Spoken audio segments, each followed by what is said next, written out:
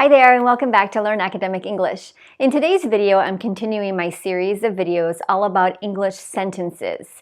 And today I'm going to teach you about the different types of sentences in English. There are 5 types of sentences that I'll cover in today's short lesson. First, let's talk for a moment about why you should learn types of sentences. Why is it important to know this information? Well, first, when you know the different types of sentences in English, it helps you to add variety to your writing. If you need to use English writing for school or work or other purposes, you're going to want to have different types of sentences you can use. That helps your writing to feel more interesting, more advanced.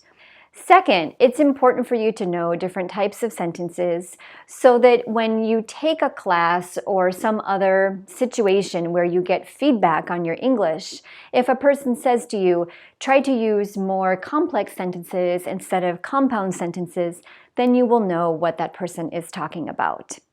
Finally, knowing different types of sentences can just help you to understand the structure of the language, which allows you to analyze English more. When you read or when you write, it just gives you an extra level of knowledge that can help you to feel comfortable with the language. Before we get into those 5 types of sentences, I'd like to remind you to please give this video a like if you find it helpful, leave a comment, and make sure that you're subscribed if you want more lessons like this one. And you can also watch the other videos in my playlist about English sentences to learn more. So first, let's talk about a couple of important terms. We want to know, before we begin, what a subject, a verb, and a clause are. So the subject is the person or thing in the sentence that does the action of the verb. In English, the subject almost always, like 99% of the time, comes before the verb. In some other languages, the subject comes after, or it doesn't matter, but in English, the subject always comes before the verb. The verb is the action, or sometimes we call it a state, that shows what is happening. Finally, a clause. A clause is a group of words that includes a subject and a verb. And a clause can also be a sentence. So we'll look at a couple types of clauses in today's video, but if you want to know more about that, you can watch my video about dependent and independent clauses. But in order to understand sentences in English, you need to know what these 3 things are. And I'll show you when we go through the examples. So the first type of sentence that you should know in English is called a simple sentence. And it's called a simple sentence because it's just one clause. And when you look at a simple sentence, you're going to notice that we're going to have subject and verb, and it's going to be one subject-verb group. Sometimes we can have 2 subjects and 1 verb, but they go together. They are a group. So for example, climate change is the biggest challenge of our time. So all of today's examples are going to be about climate change, and you'll see that in this sentence, climate change is the subject and the verb is. If I wanted to make a simple sentence that has 2 subjects, I might say climate change and infectious diseases are the biggest challenges of our time. So in that case, I would have 2 subjects and 1 verb that go together. Again, it's a simple sentence because it has 1 subject-verb group. Another type of simple sentence is what we call an imperative. An imperative is when I make a command. I tell you to do something. For example, take action against climate change now. So you might ask yourself, well, what's the subject? This is the verb. What's the subject? The subject is actually the word you, but it's hiding. It's hidden. Okay. Now, one thing I wanted to mention before we move on is that you might think to yourself, well, a simple sentence, if it's simple, it must be short and it's probably not good.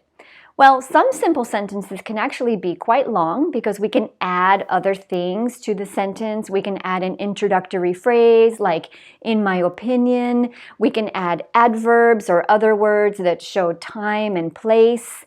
The other thing is that even though a simple sentence is usually shorter than other sentences, It's a very good type of sentence. It's very clear, and you're going to want to use them in your writing. You don't want to use them all the time, but don't forget about them. Okay, let's move on to type number 2, which is compound. And a compound sentence is going to have joined two independent clauses together with one of the fanboys. Fanboys are the same thing as coordinating conjunctions, the words for, and, nor, but, or, yet, and so. And I have a whole video just about those conjunctions and how to make sentences with them. So for example, we have countries have proposed changes to combat climate change, but it is not enough. So this sentence has two parts. It has the first independent clause with subject and verb, and then we have our comma, one of the fanboys, which is a coordinating conjunction, and then the second clause that has a subject and verb. That's a compound sentence.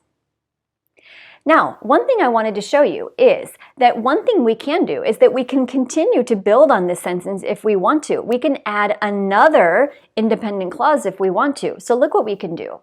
We can take this same sentence, countries have proposed changes to combat climate change, but it is not enough. We can make this a comma, and then we could say, so greater action is necessary. So now we have three clauses all joined with fanboys, and that's an option too. Okay, let's move on to type number 3, complex. A complex sentence has a dependent clause and an independent clause joined together.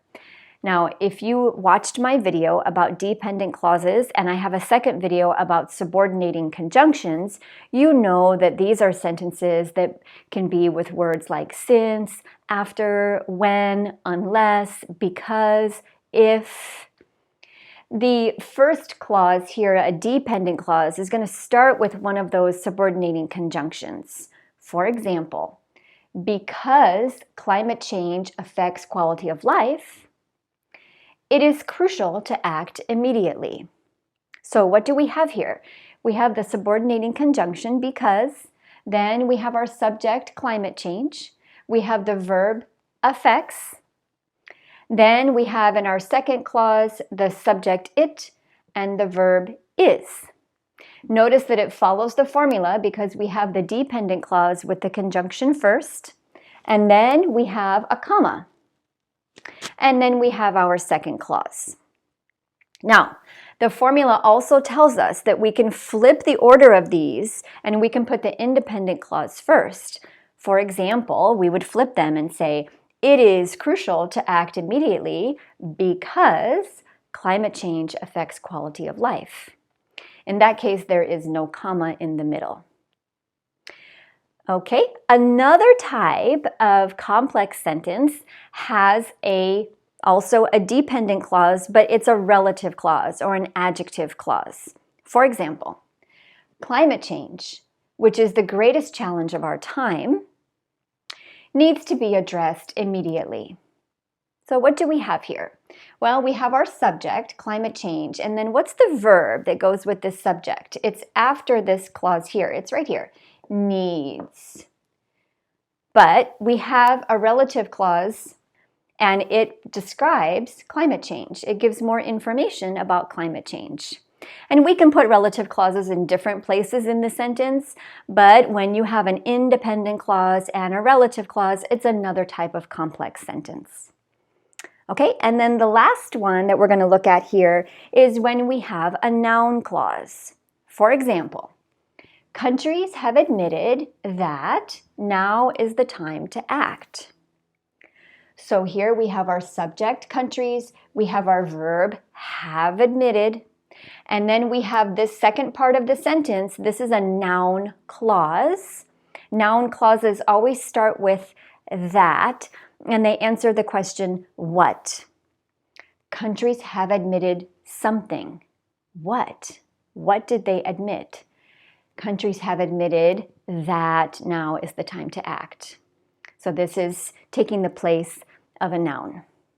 Okay, let's look at two more types of sentences. Let's look at type number 4, compound complex.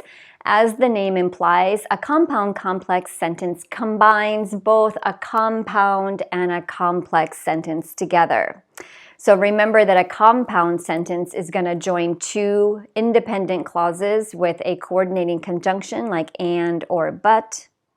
A complex sentence joins a dependent clause and an independent clause, and those dependent clauses start with a word like because, after, or since.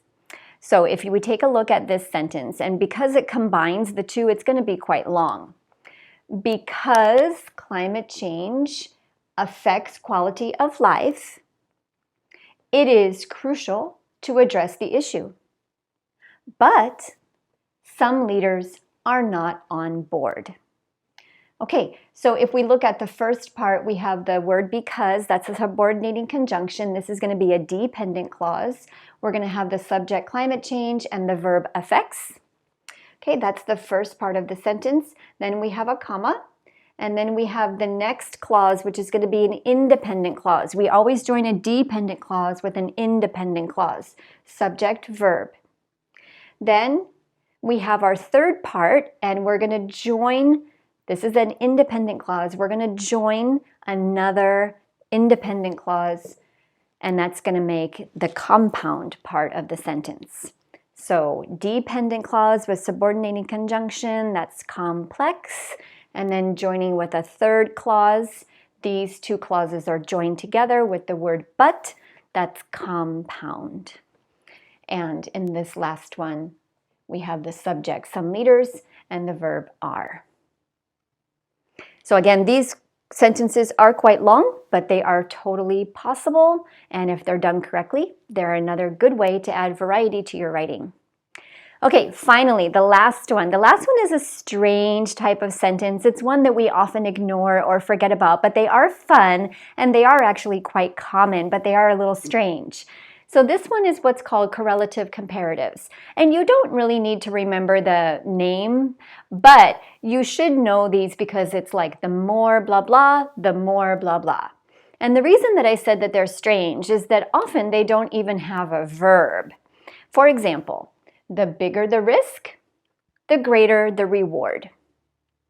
This type of sentence is always going to join two comparatives. So it could be the bigger, the smaller, or the more, or the bigger, the more. There are always going to be two comparatives, and you're going to join them with a comma. As you can see in this first one, there are no verbs here. The bigger the risk, the greater the reward. Now, the meaning here is like cause-effect. If we have this first part, it causes this effect.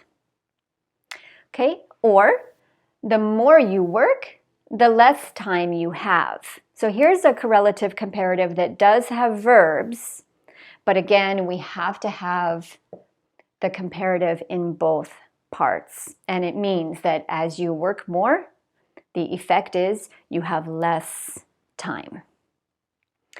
So I hope that this video about types of sentences will help you to feel more comfortable and confident in your English, and will help you to think about how you can use more variety in sentences in your writing. Let me know if you have questions. As always, I will leave a handout in the description box below and a question that you can answer to help you practice. I hope to see you back here next time. Take care and see you soon.